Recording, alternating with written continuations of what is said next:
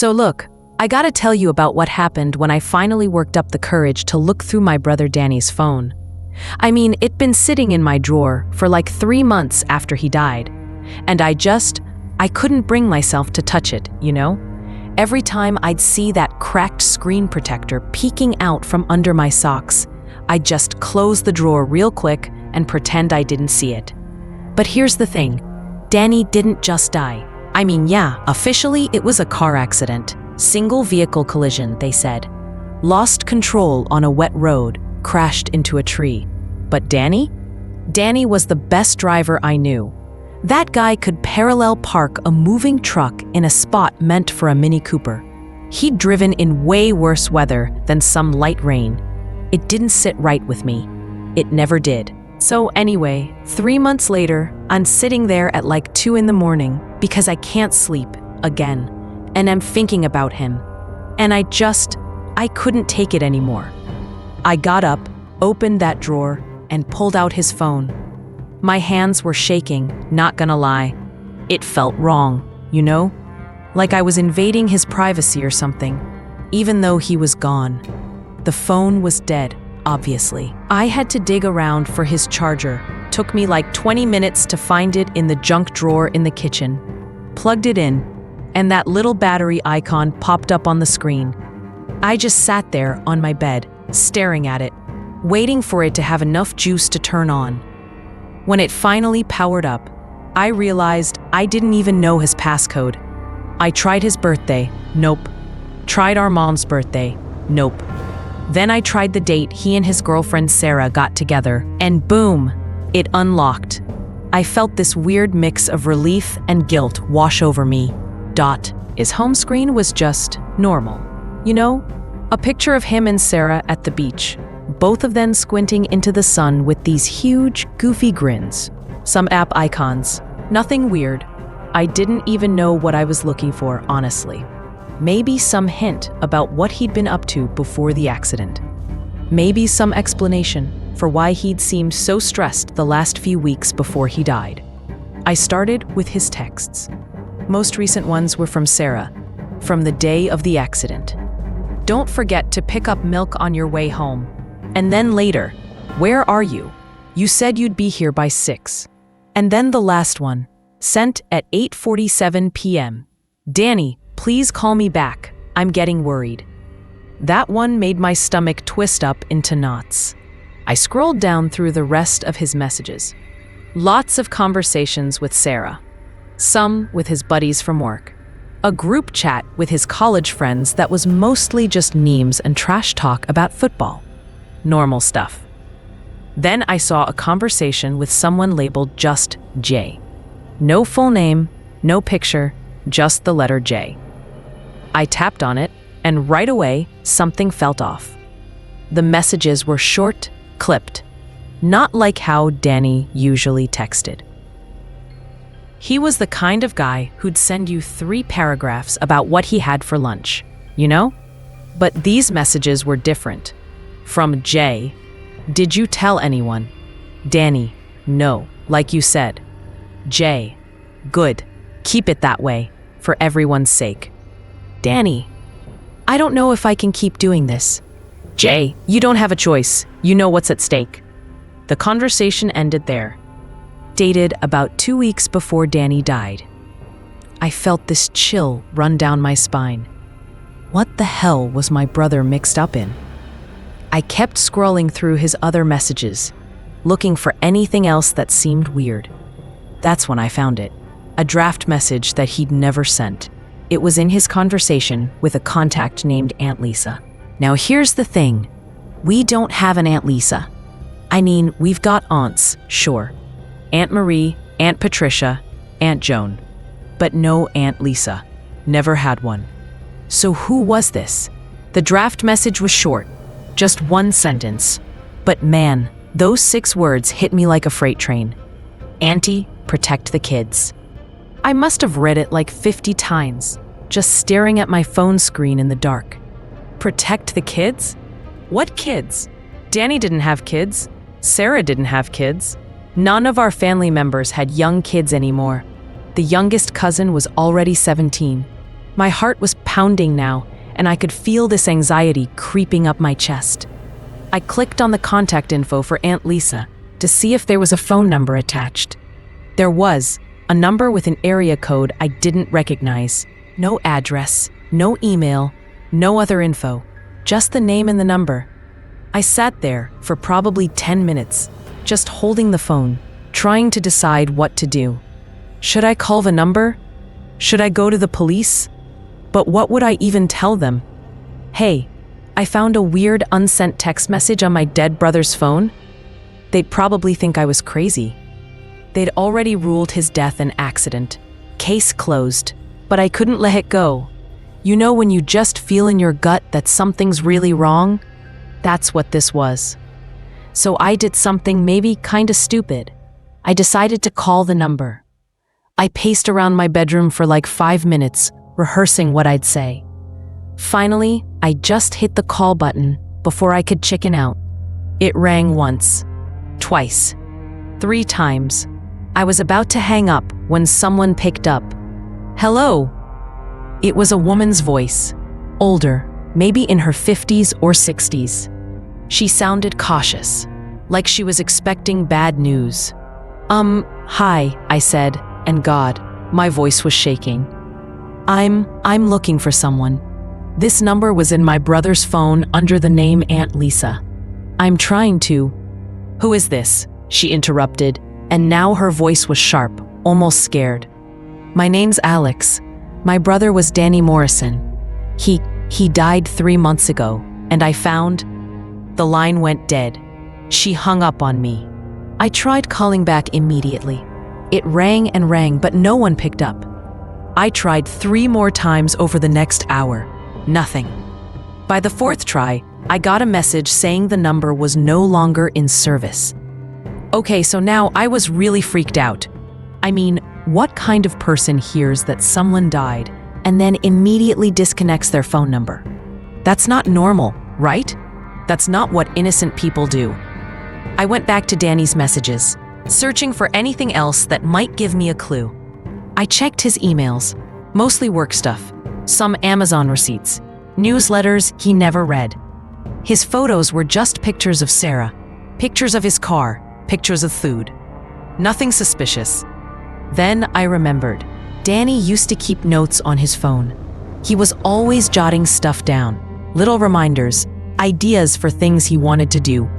I opened his notes app, and there were dozens of them. Shopping lists, workout routines, passwords written down because he could never remember them.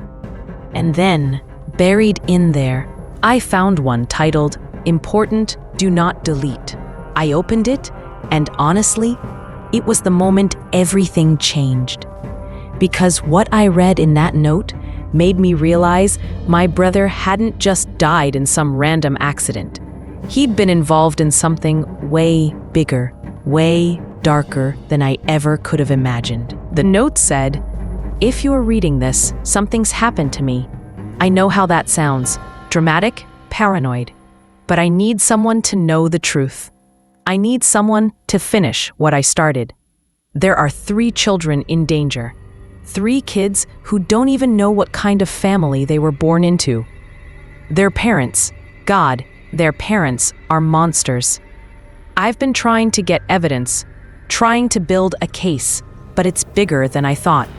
It goes higher up than I ever realized. If I don't make it, please find Aunt Lisa. She's not really our aunt. She's the social worker who helped me understand what was happening.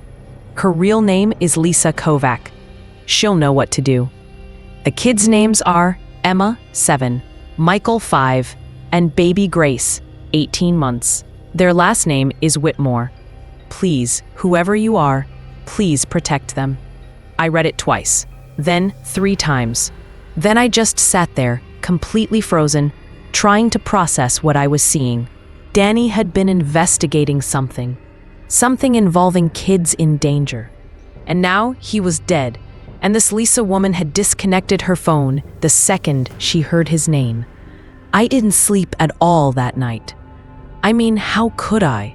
My brain was going like a million miles an hour, trying to piece together what Danny had gotten himself into. By the time the sun came up, I'd read that note probably 100 times, and I'd made a decision. I had to find out what happened. I owed him that much. First thing I did was Google Lisa Kovac social worker. I got like a dozen results. Turned out it's not exactly a rare name. I spent the whole morning going through LinkedIn profiles, Facebook pages, trying to figure out which one might be the right person. Most of them were in different states, wrong age range, or clearly not the right fit. Then I tried searching Whitmore family along with our city name. That's when things got interesting. The first result was a news article from about 8 months ago. Local business leader announces expansion of Whitmore Industries. There was a photo of this guy, Richard Whitmore, standing in front of some fancy building, shaking hands with the mayor. He looked like every rich businessman you've ever seen. Expensive suit, perfect hair, that practiced smile that doesn't quite reach the eyes. The article talked about how Whitmore Industries was some big deal in manufacturing, how they employed like 300 people, how Richard Whitmore was such a pillar of the community. Real puff piece, you know? But then I noticed something in the background of the photo. A woman standing off to the side, holding a little girl's hand. I zoomed in as much as I could on my laptop. The girl looked about the right age to be Emma. I kept digging. Found the Whitmore Industries website, which had a whole section about Richard's commitment to family values. There were more photos. Richard and his wife Victoria at charity galas. Richard coaching what looked like a kids' soccer team. Richard giving a speech at some business conference. The guy's face was everywhere. But here's what was weird. I couldn't find a single photo of his kids. Like, the website mentioned he was a devoted father, but there were no pictures of Emma, Michael, or Grace. No cute family photos. No shots of the kids at company picnics or anything. For someone who was supposedly all about family values, he sure kept his actual family pretty hidden. I decided to drive by their house. I know, probably not the smartest move. But I had to see something with my own eyes, you know? I looked up Richard Whitmore's address. Wasn't hard to find. It was in one of those public records databases. Turned out they lived in Oakmont Heights, which is basically the richest neighborhood in our area. We're talking mansions, gates, the whole 9 yards. So I grabbed my keys and headed over there. It was about a 20-minute drive from my apartment. The closer I got to Oakmont Heights, the bigger the houses got, and the emptier the streets became. These aren't neighborhoods where people walk around or kids play in the front yard, you know? Everything's behind walls and hedges. The Whitmore house was on Elderwood Lane, and Jesus, it was huge. I'm talking like something out of a magazine. 3 stories. Probably 6,000 or 7,000 square feet. Perfectly manicured lawn. Iron gates. The works. I parked down the street a bit, trying not to look too obvious, and just watched for a while. About 15 minutes went by and nothing happened. I was starting to feel pretty stupid. Like, what did I expect? That I'd just see something suspicious right away? But then the front door opened and a woman came out. Tall, thin, blonde hair pulled back in a tight ponytail. Had to be Victoria Whitmore. She was holding the hand of a little boy who looked around 5 years old. Michael, maybe? They walked to this black Mercedes SUV in the driveway. The kid seemed, I don't know, withdrawn. He wasn't running around or being loud like most 5-year-olds. He just shuffled along next to her, staring at the ground. She opened the back door for him, and he climbed in without a word. The whole interaction felt cold, mechanical. No smiles, no conversation that I could see. Victoria got in the driver's seat and pulled out of the driveway. Without really thinking it through, I decided to follow them. I kept a few cars back, trying to be all stealthy, like I was in some spy movie or something. They drove for about 10 minutes and pulled into the parking lot of St. Augustine's Preparatory Academy. I'd heard of that place. It was one of those super expensive private schools where tuition cost more than most people's yearly salary. I watched as Victoria walked Michael into the building. They were in there for maybe 5 minutes. Then she came back out alone and drove off. I sat in my car, chewing on my thumbnail, trying to figure out my next move. That's when I noticed someone standing near the school entrance, watching me. An older woman, probably in her early 60s, with gray hair and these sharp, intelligent eyes. She was wearing a cardigan and jeans, carrying a coffee cup. She started walking toward my car. My first instinct was to drive away, but something made me stay put. She came right up to my window and tapped on it gently. I rolled it down, my heart hammering. "You're not a parent here," she said. It wasn't a question. "No, I was just..." "You were following the Whitmore boy," she said quietly, glancing around to make sure no one else was nearby. "I saw you park and watch them.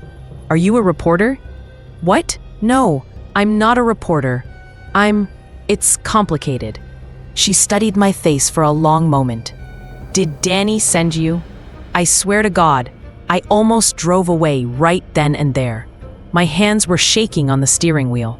You knew my brother." Her expression softened, and something like sadness crossed her face.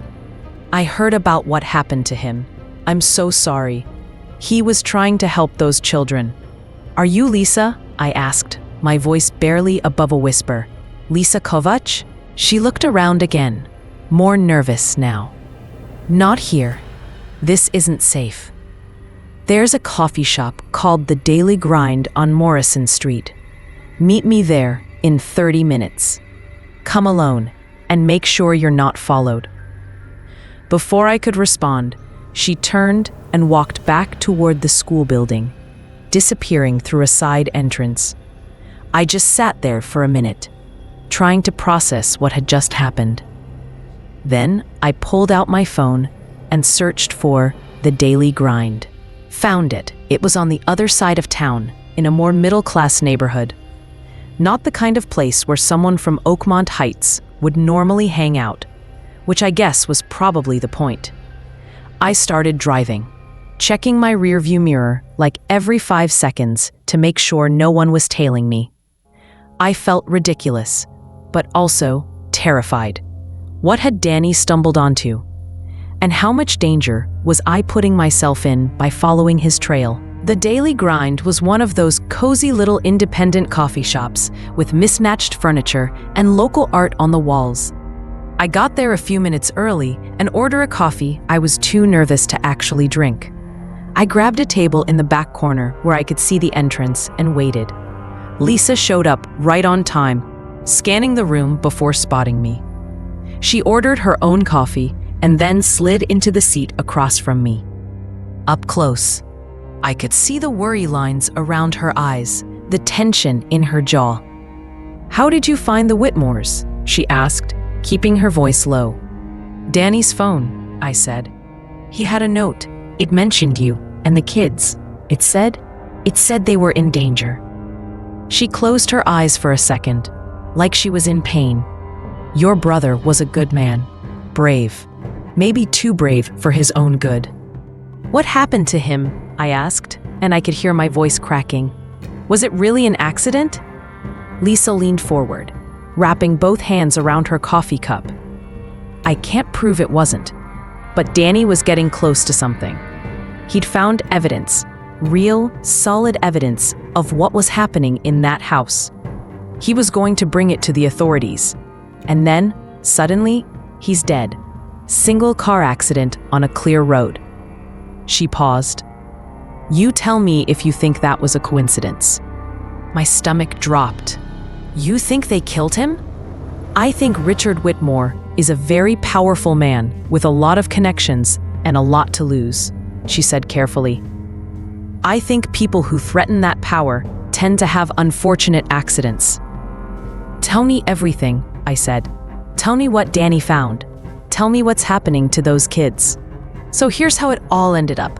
After everything we went through, and man, it was a journey. It took us almost 6 months to finally bring Richard Whitmore down.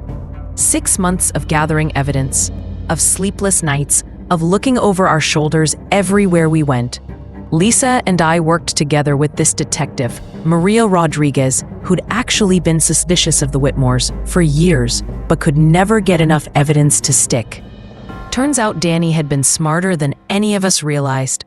He'd hidden copies of everything he'd found, documents, recordings, photos, in 3 different locations. One was in a safety deposit box under a fake name. Another was uploaded to an encrypted cloud server. And the third? He'd mailed it to his old college roommate with instructions not to open it unless something happened to him. His roommate had been sitting on this package for months, too scared to do anything with it until I tracked him down and explained everything. The evidence was damning. Financial records showing Richard had been siphoning money from his company to pay off officials. Medical records showing injuries to the kids that had been explained away as accidents, but followed a clear pattern. Recordings Danny had made of Richard losing his temper, of the way he controlled every aspect of those kids' lives, and testimony from Lisa and 2 other social workers who tried to investigate, but had been shut down by people higher up the chain. The day the FBI finally raided the Whitmore mansion, I was there. Not inside, obviously, but parked down the street with Lisa, watching it all go down.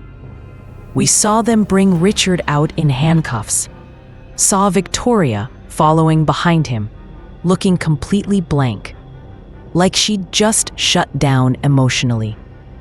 And then we saw them bring out the kids.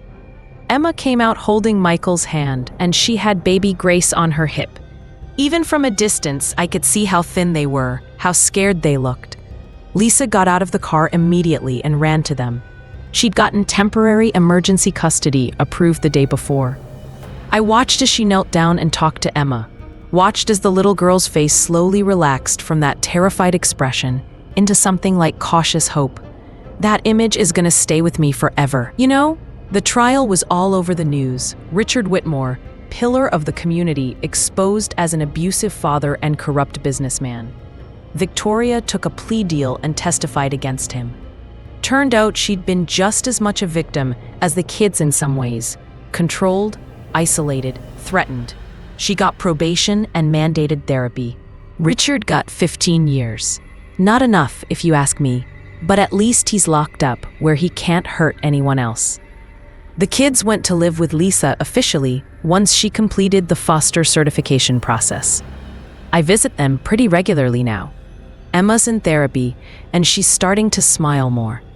She's even made some friends at her new school, a public school where she can actually be a kid. Michael's still pretty quiet, but he's obsessed with dinosaurs now, which Lisa says is a great sign. And Grace is too young to remember much of what happened, thank God. Last week, Emma asked me about Danny. She'd overheard Lisa and me talking about him, about how he'd been the one who started all of this, who'd tried to save them. Was he nice? She asked me, in that direct way kids have. I had to swallow past the lump in my throat. Yeah, I told her. He was the best person I ever knew.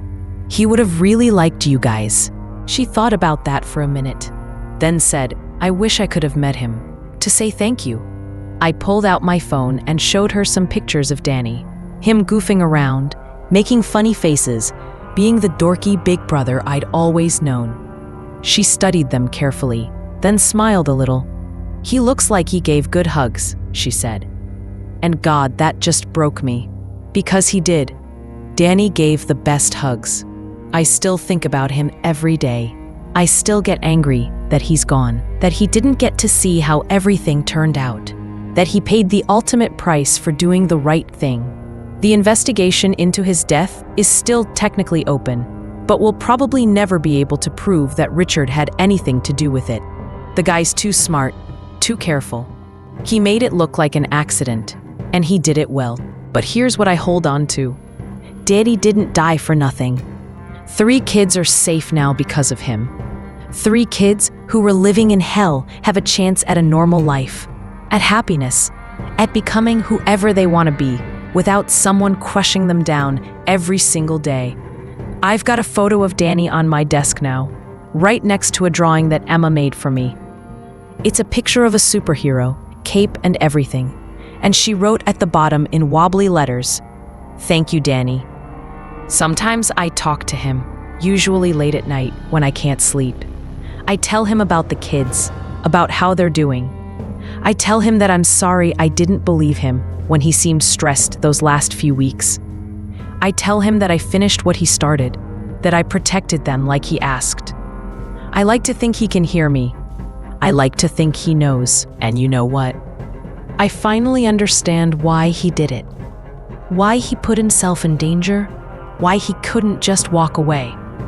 Because once you know kids are being hurt, once you've seen the fear in their eyes, you can't unknow it. You can't ignore it. You have to do something, even if it costs you everything. That's what Danny taught me. That's his legacy. So yeah, that's the story. That's what happened after I opened my brother's phone and found that message. Auntie, protect the kids. It changed everything. It cost me my brother. It almost cost me my sanity. And it definitely cost me any illusions I had about powerful people always facing consequences. But those 3 kids are safe now. They're healing. They're gonna be okay. And sometimes, on the really hard days, that's enough.